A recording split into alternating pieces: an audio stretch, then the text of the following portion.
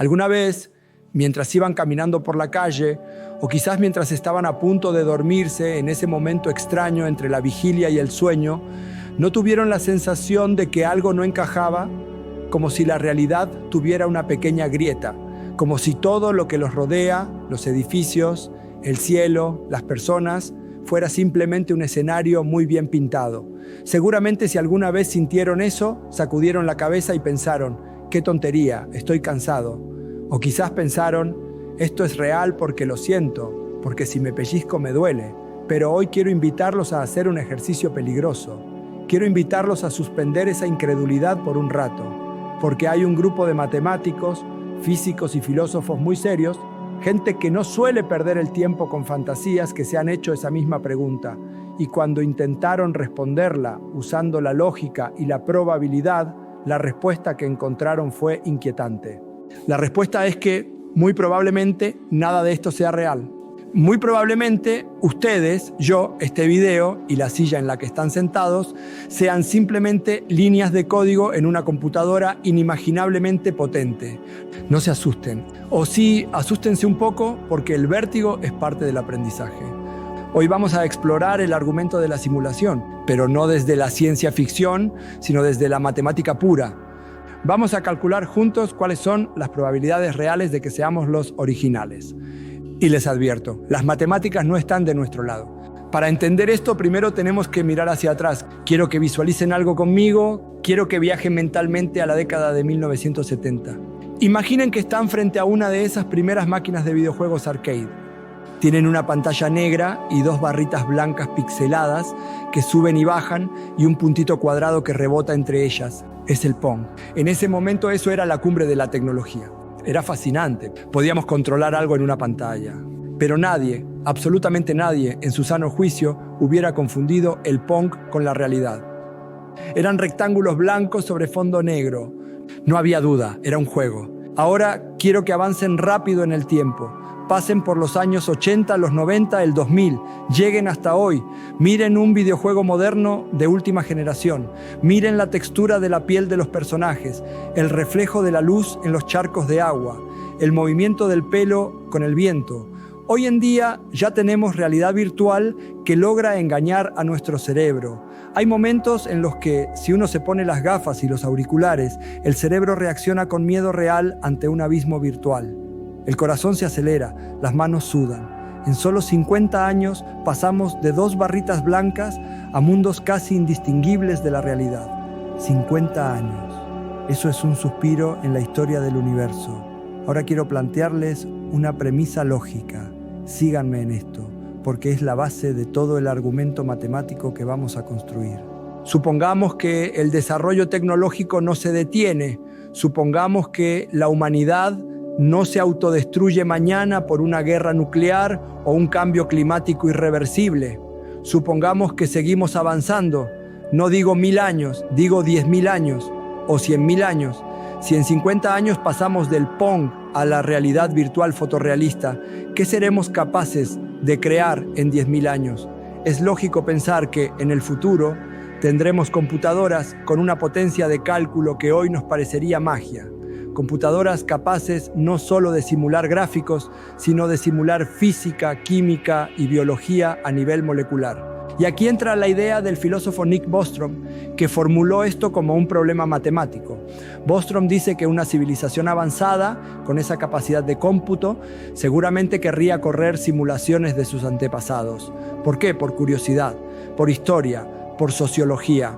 De la misma manera que nosotros hoy hacemos simulaciones por computadora para saber cómo se comporta el clima o cómo se propaga un virus o cómo se formaron las galaxias, pero ellos no simularían solo galaxias, simularían mentes, simularían una realidad completa, llena de personas conscientes, que creen ser libres, que creen vivir en el siglo XXI, que se levantan, van a trabajar, se enamoran, sufren y se preguntan por el sentido de la vida. Esas personas seríamos nosotros. Y aquí es donde la matemática se pone cruel. Piénsenlo así. Supongamos que esa civilización del futuro existe. Es una sola civilización real, la civilización base. Llamémosla la realidad cero. Esa civilización, con sus superordenadores, no va a correr una sola simulación. Va a correr millones. Imaginen a un historiador del futuro queriendo estudiar la Segunda Guerra Mundial. Podría correr 1000 variantes de la guerra para ver qué hubiera pasado si ganaban los otros.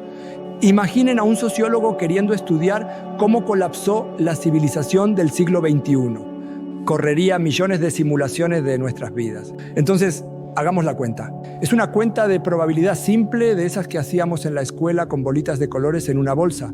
Tenemos una civilización real, la original. Y tenemos, digamos, 1000 millones, mil de civilizaciones simuladas creadas por la original. Todas esas civilizaciones, la real y las simuladas, tienen gente dentro que cree ser real. Ustedes son una de esas personas. Yo soy una de esas personas. Si metemos la mano en la bolsa y sacamos una civilización al azar, ¿cuál es la probabilidad de que hayamos sacado la única real? La cuenta es 1 dividido entre 1000 millones y 1. Es decir, la probabilidad de que seamos reales es prácticamente 0. La probabilidad de que seamos una simulación es del 99,9999%. Esto es lo que se llama el trilema de Bostrom. Bostrom dice que una de estas 3 opciones tiene que ser la verdad absoluta. No hay escapatoria lógica. Escuchen las 3 opciones. Opción 1. Las civilizaciones inteligentes nunca llegan a desarrollarse lo suficiente como para crear estas simulaciones. Es decir, se extinguen antes, se autodestruyen. Si esto es verdad, nuestro futuro es la extinción inevitable. Opción 2. Las civilizaciones inteligentes sí llegan a desarrollarse, pero por alguna razón deciden no hacer simulaciones. Quizás pierden el interés o quizás lo prohíben por cuestiones éticas. Opción 3, vivimos en una simulación. Si asumimos que no nos vamos a extinguir pronto, opción 1, y que la curiosidad humana siempre va a querer saber más y jugar a ser Dios, opción 2 es falsa, entonces, matemáticamente, la opción 3 es la única que queda en pie. Ahora, yo sé lo que están pensando, pero Adrián, esto es filosofía. Yo siento la mesa, yo siento el frío. Esto no se siente como un videojuego. Y tienen razón, no se siente como un videojuego de los que tenemos hoy, pero ¿se han puesto a pensar cómo funciona realmente un videojuego por dentro? Porque si analizamos la física de nuestro universo, empezamos a encontrar cosas que se parecen sospechosamente a trucos de programación. Hablemos de la optimización. Cuando ustedes juegan un videojuego moderno, la computadora no dibuja todo el mundo al mismo tiempo. Eso sería un desperdicio de energía enorme. Si su personaje está mirando hacia el norte, la computadora solo dibuja lo que hay al norte. Lo que está a sus espaldas no existe. Se borra de la memoria para ahorrar recursos. Solo se renderiza cuando ustedes se dan vuelta y miran. ¿Ocurre algo así en nuestro universo? La respuesta corta es sí, y se llama mecánica cuántica. Hay un experimento famoso, el experimento de la doble rendija. Seguramente lo escucharon nombrar. No voy a aburrirlos con los detalles técnicos, pero el resultado fundamental es este. Las partículas subatómicas, los ladrillos fundamentales de la realidad, se comportan de una manera cuando nadie las mira y de otra manera distinta cuando las observamos. Cuando no miramos son como una onda, no una probabilidad, una mancha borrosa. No están definidas en un lugar, pero cuando ponemos un detector, cuando miramos, la partícula se ve obligada a decidir, estoy aquí. Esto es para muchos físicos inquietantemente similar a cómo una computadora optimiza recursos. La realidad no está calculada hasta que alguien la necesita, hasta que alguien la observa. ¿Para qué gastar memoria RAM en calcular la posición exacta de un electrón si nadie lo está mirando? Mejor dejarlo como una nube de probabilidad borrosa hasta que sea necesario. Es como si el motor de renderizado de nuestro universo fuera bajo demanda. Y hay más. Hablemos de los límites. En cualquier simulación digital hay límites. Hay un límite de resolución. Una imagen digital está hecha de píxeles. Si ustedes hacen zoom y zoom en una foto, llega un momento en que ya no ven detalles, ven cuadraditos. No pueden ver nada más pequeño que un píxel, porque esa es la unidad mínima de información del sistema. ¿Tiene nuestro universo píxeles? Bueno, resulta que sí. Se llama la longitud de Planck.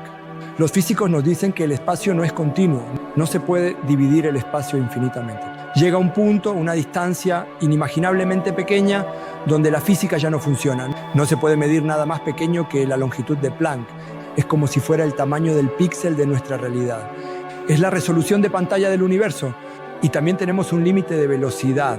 En una computadora, la información no puede viajar instantáneamente de un lado al otro del procesador. Hay un límite de velocidad de procesamiento. En nuestro universo tenemos la velocidad de la luz. Nada puede ir más rápido que la luz. ¿Por qué? ¿Por qué existe ese límite arbitrario? ¿Por qué 300.000 kilómetros por segundo y no otra cifra?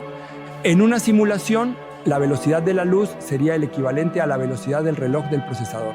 Es la velocidad máxima a la que la información puede propagarse por la red. Si intentaras ir más rápido, el sistema colapsaría o se colgaría. Cuanto más miramos la física moderna, más encontramos estas coincidencias. Encontramos códigos correctores de errores en las ecuaciones de la teoría de cuerdas. Encontramos que el universo es matemático en su esencia. Galileo decía que el libro de la naturaleza está escrito en lenguaje matemático. Hoy podríamos decir que está escrito en código binario. Pero quiero hacer una pausa aquí, porque sé que esto puede generar angustia. Si esto es una simulación, ¿qué somos nosotros? ¿Somos los jugadores o somos los personajes no jugables, ¿no? Los NPC? Hay una diferencia enorme. Si somos los jugadores, significa que nuestra conciencia está fuera de la simulación y estamos conectados aquí como en la película Matrix, que tenemos un cuerpo real en algún lado. Pero la teoría de la simulación estadística sugiere algo más humilde. Probablemente somos código. Nuestra conciencia, nuestros recuerdos, nuestro amor por nuestros hijos, nuestro miedo a la muerte, todo eso sería parte del programa, ¿no? Seríamos inteligencia artificial avanzada que cree que es humana. Y aquí es donde quiero introducir un concepto que me parece fundamental para no caer en el nihilismo, para no pensar, bueno, si nada es real, nada importa. Al contrario, si esto es una simulación, quizás importa más que nunca. Pensemos en el concepto de inteligencia colectiva, del que hablábamos en otros videos. Si una civilización avanzada creó esta simulación, ¿para qué lo hizo? Probablemente para resolver un problema. Quizás ellos, allá afuera, en la realidad cero, tienen un problema que no pueden resolver. Una enfermedad, una crisis energética, un colapso social, y crearon nuestra simulación para ver si nosotros, jugando a la vida, encontramos la solución. Cada vez que ustedes crean algo, cada vez que componen una canción, que resuelven una ecuación o que simplemente son amables con alguien en un momento difícil, están generando información nueva, están generando valor. Quizás el propósito de nuestra existencia sea ese, generar novedad, sorprender al programador. Imaginen que somos un inmenso algoritmo genético, una máquina de pensar colectiva. Si el universo es una simulación, entonces no somos un accidente cósmico. No somos polvo de estrellas que se juntó por azar. Somos algo creado con un propósito. Somos necesarios. Además, piensen en la naturaleza de las matemáticas. Las matemáticas son la única cosa que es verdad en cualquier universo, simulado o no. 2 más 2 es 4 aquí, y es 4 en la computadora que nos está simulando. El teorema de Pitágoras no depende de los átomos. Depende de la lógica pura. Si descubrimos verdades matemáticas, estamos tocando el código fuente. Estamos tocando algo que es más real que la materia misma. Pero volvamos a la probabilidad. O sea, hay un contraargumento muy fuerte a todo esto y quiero ser honesto intelectualmente y contárselos. El contraargumento es la complejidad. Simular un universo entero átomo por átomo requiere una energía brutal. Algunos físicos dicen que para simular el cerebro humano completo, con todas sus interacciones cuánticas, se necesitaría una computadora más grande que el universo mismo. Entonces, dicen los escépticos, es imposible. No se puede simular el universo dentro del universo, pero ese argumento tiene una trampa. ¿Quién dijo que la simulación tiene que ser perfecta? Volvamos a los videojuegos. En un juego de fútbol no se simula cada átomo de la pelota, ni cada célula de los jugadores, ni lo que está pensando el público en la tribuna. Se simula solo lo necesario para que el juego funcione. La pelota rebota según una fórmula simple de gravedad y fricción. Quizás nuestra simulación es igual. Quizás no están simulando cada átomo de mi cuerpo. Quizás solo simulan mi mente y mis percepciones. O quizás, y esto es más inquietante, quizás yo soy el único que está siendo simulado y todos ustedes son parte del decorado para mantenerme entretenido. O al revés, quizás tú que estás escuchando esto eres la única conciencia real y yo soy solo una voz grabada en el programa para hacerte reflexionar. Esto se llama solipsismo. Y es una idea que no podemos refutar lógicamente, aunque nos haga sentir muy solos. Pero prefiero pensar en la opción compartida, la opción multijugador. Si realmente vivimos en una simulación, hay algo que se vuelve fascinante, la posibilidad de los glitches, de los fallos.